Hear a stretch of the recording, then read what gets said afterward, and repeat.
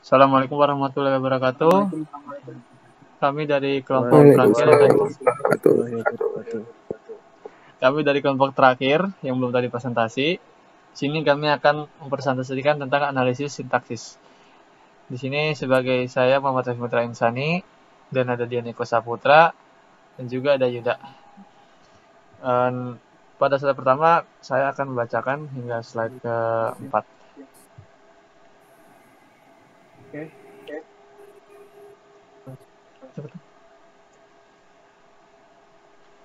Pengertian sintaksis. Sintaksis adalah cabang ilmu linguistik yang mengkaji seluk-beluk kata bahasa dalam satuan kalimat. Pengertian tersebut sejalan dengan pendapat Ramlan tahun 2009 halaman 1 yang mengungkapkan bahwa sintaksis adalah bagian atau cabang ilmu bahasa yang membicarakan seluk-beluk wacana, kalimat, klausa, dan frasa. Arti kata sintaksis berasal dari bahasa Yunani, sun yang berarti dengan, dan tetein yang berartinya menempatkan. Sehingga secara etimologis dapat disimpulkan bahwa sintaksis berarti menempatkan kata-kata menjadi kelompok kata atau kalimat. Sintaksis juga merupakan kata yang diserap dari bahasa Belanda sintaksis atau sintak. Dalam bahasa Inggris, Pateda tahun 1990 halaman 85, Verhaar 2010 halaman 10. Dari kacamata linguistik, sebetulnya sintaksis memiliki kesamaan kajian dan analisis dengan morfologi. Sintaksis dan morfologi merupakan tata bahasa. Bedanya, morfologi mengkaji hubungan gramatikal di dalam kata itu sendiri, sedangkan sintaksis mempelajari hubungan gramatikal di luar batas kata dalam satuan kalimat. Halaman 73.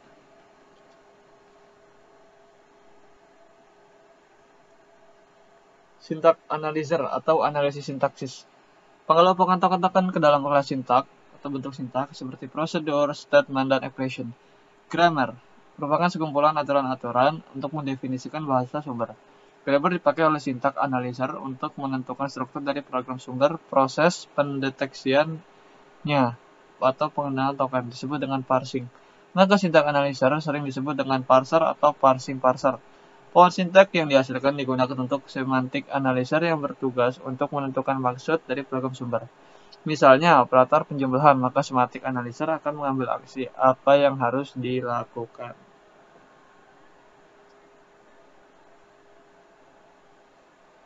Pengertian sintaksis menurut para ahli. Untuk memastikan definisi yang tepat sesuai dengan dialog saintik dari para ahli bahasa, berikut adalah beberapa pengertian sintaksis menurut para ahli.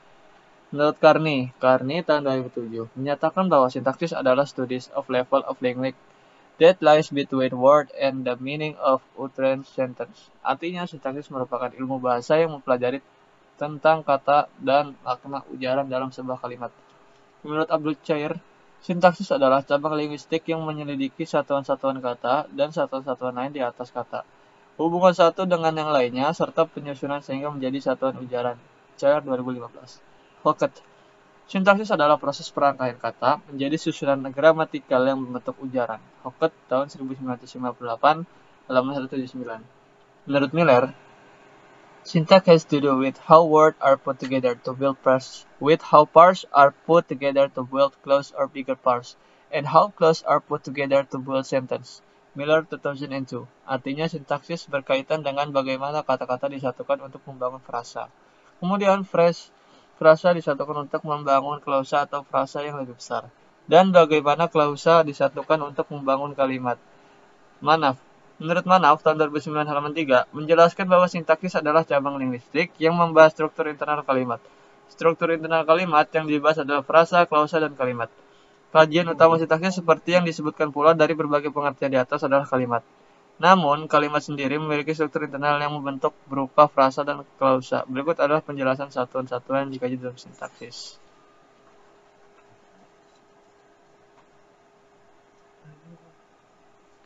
Objek kajian satuan sintak.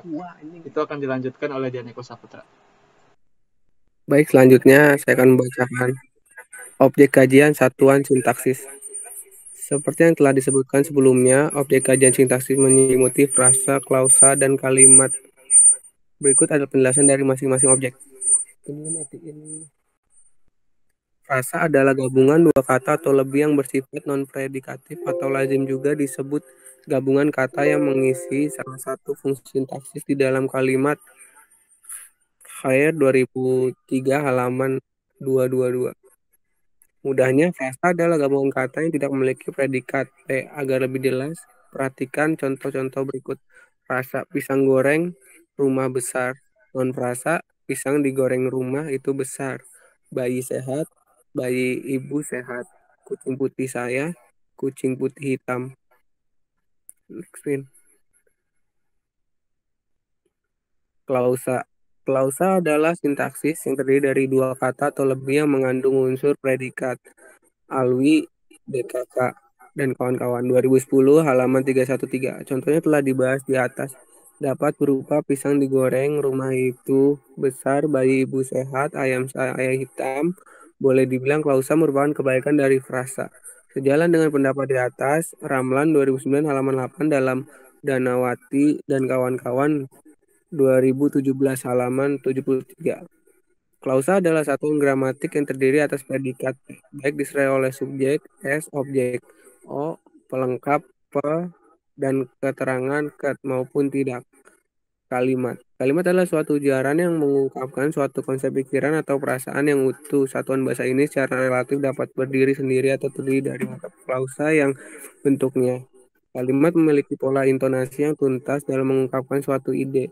Tamlan 2009 halaman 23. Berpendapat bahwa kalimat ialah satuan gramatik yang dibatasi oleh adanya jeda panjang yang disertai nada akhirnya turun atau naik. Lebih lanjut, Ramlan mengatakan bahwa yang menentukan suatu kalimat bukan banyaknya kata yang menjadi unsurnya, melainkan intonasi kalimat. Kalimat adalah satuan gramatika atau suatu ujaran yang memiliki kontur intonasi akhir. Konstituennya adalah klausa, penanda hubungan, serta pola-pola intonasi, sehingga salah satu yang menjadi ciri utama dari kalimat adalah adanya pola-pola intonasi final yang dapat berupa pertanyaan maupun pernyataan. Perbedaan klausa dan kalimat. Dapat disimpulkan bahwa yang membedakan klausa dan kalimat adalah pada intonasi akhir. Klausa dapat disebut pula sebagai suatu kalimat jika memiliki intonasi final. Selain itu, kalimat juga memiliki ide atau gagasan utuh yang dapat membuatnya berdiri sendiri. Sementara itu, klausa tidak memilikinya. Perbedaan klausa dan kalimat dapat disimpulkan bahwa yang membedakan klausa dan kalimat adalah pada intonasi akhir. Klausa dapat disebut pula sebagai suatu kalimat jika memiliki intonasi final. Selain itu, kalimat juga memiliki ide atau gagasan utuh yang dapat membuatnya berdiri sendiri, sementara itu klausa tidak memilikinya. Analisis sintaksis. Analisis sintaksis berarti mengidentifikasi unsur-unsur yang membentuk satuan bahasa dalam konteks kalimat. Hal ini adalah peran utama dari kajian sintaksis sebagai cabang ilmu bahasa yang mempelajari seluk-beluk pembentukan kalimat. Menurut Verha 2010, secara sistematis sintaksis terdiri atas 3 tataran, yaitu fungsi, kategori, dan peran. Oleh karena itu, analisis sintaksis juga dapat dilakukan pada 3 tataran tersebut. Berikut ini adalah penjelasannya.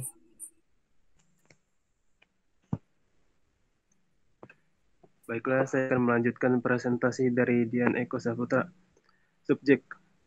Fungsi subjek merupakan pokok dalam sebuah kalimat. Pokok kalimat itu dibicarakan atau dijelaskan oleh fungsi sintaksis lain, yakni predikat. Dalam analisis fungsi sintaksis, subjek ditandai dengan S, kapital. Ciri fungsi subjek. Ciri-ciri fungsi subjek ada sebagai berikut. 1. Jawaban apa atau siapa. 2. Dapat didahului oleh kata bahwa. 3. Berupa kata atau frasa benda atau nomina. 4. Dapat disertai kata ini atau itu. 5. Dapat disertai pewatas yang. 6. Tidak didahului prosesi di dalam, pada, kepada, bagi, untuk, dan lain-lain. 7. Tidak dapat diingkarkan dengan kata tidak, tetapi dapat diingkarkan dengan kata bukan. Contoh subjek adalah sebagai berikut. Adik sebagai subjek, bermain sebagai predikat. Adik adalah pokok kalimat atau subjek, dan bermain adalah yang menjelaskan pokok kalimat atau predikat. Predikat. Seperti yang telah dijelaskan sebelumnya, predikat merupakan unsur yang membicarakan atau menjelaskan pokok kalimat atau subjek. Predikat ditandai dengan menggunakan P besar. Ciri predikat. Ciri-ciri predikat ada sebagai berikut. 1. Bagian kalimat yang menjelaskan pokok kalimat. 2. Dalam kalimat susun biasa, predikat berada langsung di belakang subjek. 3. Predikat umumnya diisi oleh verba atau frasa verba. 4. Dalam kalimat susun biasa, predikat Berarti saya akan melanjutkan dari saudara juga. Predikat itu objek. Seperti yang sudah umum diketahui, objek mudahnya adalah sesuatu yang dikenai tindakan oleh subjek. Fungsi objek O ialah unsur kalimat yang kehadirannya dituntut oleh verba transitif pengisi predikat dalam kalimat aktif. Objek dapat dengan mudah dikenali dengan melihat verba transitif pengisi predikat yang mendahulunya seperti yang terlihat pada contoh di bawah ini. Dosen menerangkan materi, dosen sebagai subjek menerangkan predikat materi objek. Menerangkan di atas adalah verba transitif atau P. Ibu menyuapi adik, ibu sebagai subjek, menyuapi sebagai predikat, adik sebagai objek. Menyuapi adalah verba transitif. Ciri fungsi objek yaitu adalah 1. Berupa nomina atau frasa nominal. 2. Berada langsung di belakang predikat verba transitif. 3. Dapat diganti enklitiknya ku atau akhiran mu. 4. Objek dapat menggantikan kedudukan subjek ketika kalimat aktif transitif dipastikan seperti Intan membaca buku menjadi buku dibaca Intan.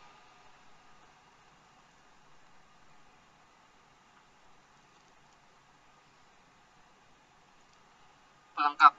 Pelengkap adalah unsur kalimat yang berfungsi melengkapi informasi, mengkhususkan objek, atau melengkapi struktur kalimat. Pelengkap atau pel terkadang bentuknya mirip dengan objek karena sama-sama diisi oleh nomina atau frasa nominal. Keduanya juga berpotensi untuk berada langsung di belakang predikat. Kemiripan antara objek dan pelengkap dapat dilihat pada contoh berikut. Minah pedagang sayur di pasar, keterangannya pasar. Sayur akan menjadi objek jika digunakan dalam kalimat sebagai berikut. Minah menjual sayur di pasar.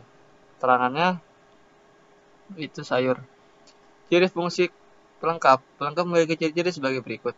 1. Kehadirannya dituntut oleh predikat aktif yang diisi oleh verba yang dilekati oleh prefiks ber dan predikat pasif yang diisi oleh verba yang dilekati oleh prefiks di atau ter. 2. Pelengkap merupakan fungsi kalimat yang kehadirannya dituntut oleh verba dui transitif pengisi predikat seperti ayah membelikan adik mainan. 3. Pelengkap merupakan unsur kalimat yang kehadirannya mengikuti predikat yang diisi oleh verba adalah ialah merupakan dan menjadi. 4. Dalam satu kalimat, jika tidak ada objek, pelengkap terletak langsung di belakang predikat. Tetapi, kalau predikat diikuti oleh objek, maka pelengkap berada di belakang objek. 5. Pelengkap tidak dapat diganti dengan pronominanya. 6. Satuan bahasa pengisi pelengkap dalam kalimat aktif tidak mampu menduduki fungsi subjek apabila kalimat aktif itu dijadikan kalimat pasif.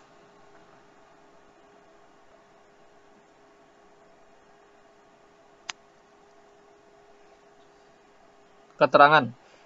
Keterangan atau kat merupakan unsur kalimat yang memberikan keterangan, waktu, tempat, dan sebagainya pada kalimat. Sebagian besar unsur keterangan merupakan unsur tambahan dalam kalimat. Keterangan sebagai unsur tambahan dalam kalimat dapat dilihat pada contoh berikut.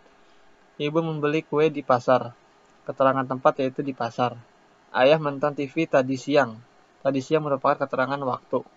Ciri keterangan. Ciri fungsi keterangan adalah sebagai berikut. Umumnya merupakan keterangan tambahan atau unsur yang tidak wajib dalam kalimat. Keterangan dapat berpindah tempat tanpa merusak struktur dan makna kalimat. Keterangan diisi oleh adverbia, adjektiva, frasa adverbial, frasa adjektival, dan klausa terikat. Jenis keterangan. Menurut Manaf, tahun 2009 halaman 51, membedakan keterangan menjadi beberapa jenis, yakni keterangan tempat, 2 keterangan waktu, 3 alat, 4 cara, 5 penyerta. Kategori sintaksis. Kategori sintaksis adalah bentuk-bentuk tertentu yang mengisi fungsi sintaksis untuk menggambarkan perbedaan kelas kata yang digunakan dalam membentuk suatu kalimat, seperti nomina, pronomina, verba, adjektiva, adverbial, proposisi, dan konjungsi. Menurut Khair, tahun 2009 halaman 27, kategori sintaksis adalah jenis atau tipe kata atau frasa yang menjadi pengisi fungsi-fungsi sintaksis. Menurut Alwi DKK, tahun 2003 halaman 36 menyatakan bahwa bahasa Indonesia memiliki 4 kategori sintaksis yang utama, yakni 1. Verba atau kata kerja, 2. Nomina atau kata benda, 3. Adjektiva atau kata sifat, 4. Adverbia atau kata keterangan. Di samping kategori utama terdapat juga kata tugas yang terdiri atas proposisi atau kata depan, konjungsi atau kata sambung, dan partikel. Next, Win. Peran sintaksis. Peran sintaksis adalah makna semantis tertentu yang mengisi fungsi sintaksis. Peran tersebut mencakup makna semantis yakni aktif, pasif, statif, posesif, pelaku, penerima, dan lain-lain. Contohnya adalah bagaimana sintaksis membedakan kalimat aktif dan pasif. Pengertian kalimat aktif dan pasif dalam kalimat menyangkut beberapa hal, yaitu 1. Macam verba yang menjadi predikat, 2. Subjek dan objek, dan 3. Bentuk verba yang dipakai. Untuk itu, perhatikan contoh berikut ini. Kalimat aktif, Ibu Gubernur Bali akan membuka pameran itu. Kalimat pasifnya, pameran itu akan dibuka oleh Ibu Gubernur Bali. Dalam bahasa Indonesia, kalimat aktif ditandai dengan prefiks pada verba seperti membuka. Cara pemasifan kalimat aktif dapat dilakukan dengan cara berikut. A. Pertukarkanlah S dan O. B. Gantilah prefiks dengan di pada P. C. Tambahkan kata oleh di muka unsur yang tadinya S. Selanjutnya akan dibacakan oleh teman saya Yuda. Ya, saya akan melanjutkan presentasi dari Dian Eko Saputra. Font syntax atau derivation tree atau syntax tree atau parser tree berguna untuk menggambarkan bagaimana cara memperoleh suatu untai atau string dengan cara menurunkan atau mengganti simbol-simbol variabel menjadi terminal. Setiap simbol variabel akan diturunkan atau diganti menjadi terminal. Simbol variabel dinotasikan dengan huruf besar atau kapital. Simbol terminal dinotasikan dengan huruf kecil menempati posisi down left. Simbol awal variabel S menempati posisi puncak pohon atau root. Proses penurunan atau parsing. Proses penurunan atau parsing bisa dilakukan antara lain dengan cara A. Penurunan mulai arah kiri atau leftmost derivation. Simbol variabel terkiri yang diperluas lebih dulu. B. Penurunan melalui arah kanan, rightmost derivation. Simbol variabel terkanan yang diperluas lebih dulu. Parsing. Parsing adalah konstruksi atau pembentukan pohon sintaks atau suatu kalimat atau ekspresi. Bila terdapat lebih dari satu pohon sintaks atau sebuah grammar, maka dikatakan grammar tersebut ambiguous. Dua cara melakukan validitas sintaks dengan parsing. Top-down parsing, melakukan derivasi string dari nt. Bottom-up parsing, melakukan reduksi simbol ke nt. Parsing dengan brute force. Metode ini akan memilih aturan produk mulai dari paling kiri dan melakukan expand semua non-terminal pada aturan produksi sampai yang tertinggal adalah simbol terminal. Ya, sekian dari saya. Akan dilanjutkan oleh saudara Revin. Selanjutnya yaitu kesimpulannya dari materi ini adalah sintaksis adalah cabang ilmu linguistik yang mengkaji seluk-beluk tata bahasa dalam satuan kalimat. Materi tersebut sejalan dengan pendapat Ramlan 49 halaman 1 yang mengungkapkan bahwa sintaksis adalah bagian atau cabang ilmu bahasa yang membicarakan seluk-beluk wacana, kalimat, klausa, dan frasa. Sekian dari kelompok kami, kurang lebihnya mohon maaf. Assalamualaikum warahmatullahi wabarakatuh. Terima kasih.